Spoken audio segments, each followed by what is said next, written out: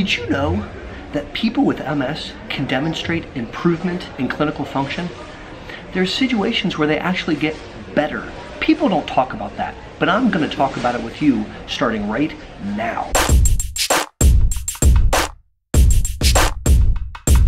Howdy, Aaron Boster here with the Ohio Health MS Center, asking for your help. As I review the evolution of MS clinical trial data and the outcome measures that we can now achieve, it strikes me that many of us are missing the point. This is a point about improvement. We now have the ability to look for and sometimes find improvements in human beings living with MS, and we don't talk about that enough. I propose the MS Improvement Project. The MS Improvement Project, I hope, will be a place where you and I can talk about improvements that we see. And so at the end of this video, I have a couple call to actions. Whether you're a person living with MS, someone you know has MS, or if you're a provider taking care of MS, so tune in. Before I go there, if this is your first time joining the channel, thank you so much. Please make sure to subscribe and click that notifications button so you don't miss any of our future content. So what are my goals here with this so-called MS Improvement Project? Number one, I want to bring awareness to the fact that in 2018, with the early application of highly effective medicines, with physical and occupational therapies, and the judicious use of symptomatic medicines, we see patients that physically manifest improvements. Not all the time, and not every patient, but it can happen. And I don't think we talk about it enough. And so I want this MS Improvement Project to be an opportunity to raise the level of awareness, to help people learn and understand that we can see improvements with MS. Secondarily, I want us to have better expectations for what we want out of our MS drugs and what we want out of our lives despite having MS. So with that preamble, let's talk a little bit about improvement. Number one, there's a new concept, a new outcome measure called CDI, or Clinical Disability Improvement. It's used in clinical trials, and the most common definition is that a person with MS improves their neurological status on the scale that we use, the EDSS, by at least a point, and stays that way for at least 6 months. Other definitions in trials use for 3 months, but the point's the same. It means that the human being has improved their neurological examination and maintains that for several months. It's a dynamic process, which means you can have CDI and then you can get bad again, and that's okay, because it's the first time in the history of this field that we're starting to see increased proportions of patients manifest CDI. There are some of the highly effective MS drugs out there where we can see 20, 30, 40% of patients manifest CDI. And if you look at some of the new and emerging therapies, such as stem cell transplantation, they boast even higher numbers. Really impressive stuff. So CDI is clearly evidence of improvements, although it can be transient in multiple sclerosis. Number two, symptomatically, there's a medicine called 4-aminopyridine. The trade name in the United States is Ampyra. Ampyra protects us against heat sensitivity and motor fatigue. What does that mean clinically? Manifests farther walking distances, faster walking speeds, and protecting us against heat-sensitive fatigue. Not all patients respond. In fact, arguably about a third to half of patients respond. But for those that do, they can see very meaningful improvements. I'll give you an anecdote of a patient in whom I started 4-aminopyridine to help with ambulation. And when I asked him if it helped, he said, yeah, I think it helped with ambulation. His wife looked at me and said, "You may never ever take him off his Ampyra." What do you mean? And she repeated herself, "You may never ever take him off his Ampyra." Okay, so I said, all right, tell me what's going on. She shared that he developed MS at age 18. He lost erectile function. He's now in his 30s, and once he started Ampyra, she said, it's like he's 18 again. Clearly, he had heat-induced erectile dysfunction. Giving him Ampyra changed everything. Is that an improvement? I think so. And so our second point here in this MS Improvement Project is to call out that certain symptomatic medicines like 4-aminopyridine can make functional improvements. Number three, physical therapy, occupational therapy, speech pathology, and just plain old exercise have been shown time and time again to improve outcomes in MS. It improves cognition, It slows disability progression, it buttresses us against future attacks, but it can genuinely create improvements in people's lives.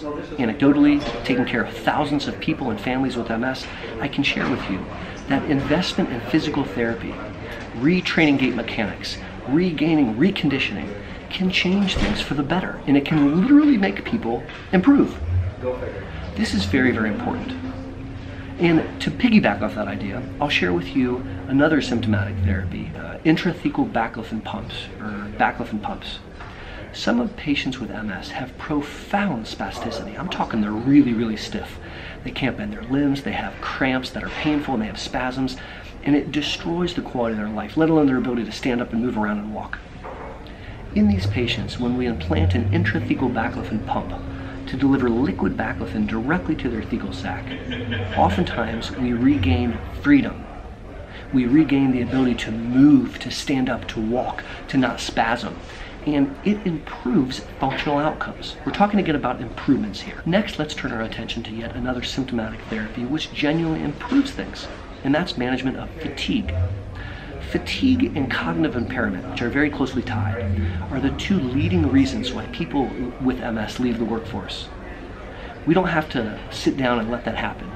And in fact, pharmacologically, we can combat pathologic fatigue and cognitive impairments using medications like Provigil and Nuvigil, using stimulants like amphetamine salts such as Adderall or Ritalin, and even sometimes things like levocarnitine can really help with energy levels and with cognition, particularly attention.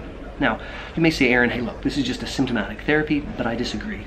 Because what it does to the human being functionally is it improves their ability to participate in life, their ability to participate in work, their ability to think clearly.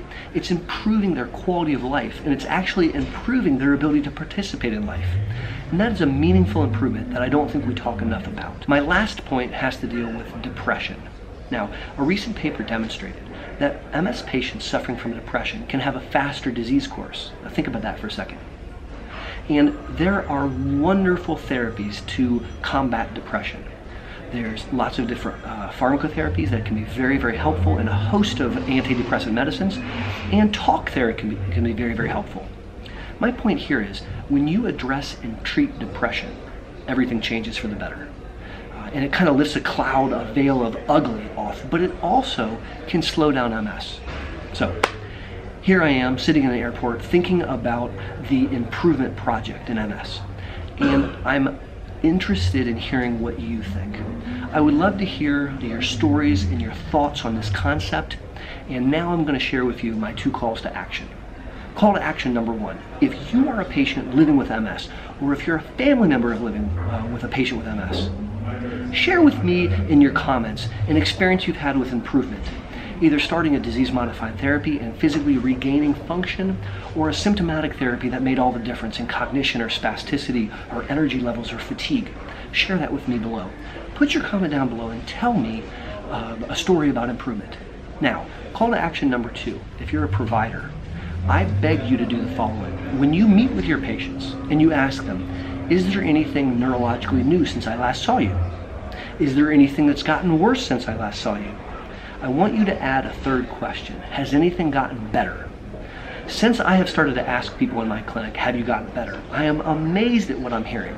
And people will share with you the most amazing anecdotes. And I'll share 2 with you right now. A young lady went on a powerful disease-modifying therapy. And I said, have you noticed anything that's gotten better? And she said, I have, but I don't think that you're going to think it's important, but I think it's important. I said, well, tell me about it. And she shared. When she was diagnosed with MS, and she was ataxic and couldn't walk very well, she had to throw away all of her high-heel shoes. And for her, this was a very big deal, and it was an emotional loss. And she grieved the inability to wear high heels. Now we fast forward, she's been on this very potent disease-modifying therapy, and she says, I'm wearing 2-inch heels. And to you, that's not a big deal, but to me it is. Well, she's wrong, because I think that's absolutely amazing. And whereas wearing high-heeled shoes may not register in a clinical trial as improvement, to that woman and to her life, it absolutely did. I'll share a 2nd story of a young man who ambulated with a walker. He's 39 years old, and he was struggling, and he wasn't doing well with his MS, and he was having breakthrough disease on therapies, and we escalated him to something really potent. and it worked. He came back and saw me month 3, and I asked him, how are you doing? He said, I'm okay. His father, who was with him, said, no, tell him how you're really doing. He said, well, I didn't bring my walker today. And I realized that he didn't have his walker with him. I said, where's your walker? Where's your cane? He said, I don't need it. And I said, I don't believe you. He walked out of the hallway. He walked 25 feet, turned around, waved to me, and walked back.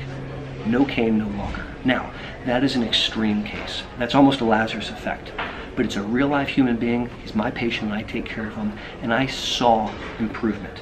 Okay, I'm going to wrap up this video. I am grateful for you guys tuning in. Once again, my name is Boster with the Ohio Health MS Center. And if this is your first time listening and you like what you heard and you want to hear more, please make sure to subscribe and click that notifications button. And please, please, please leave your questions below.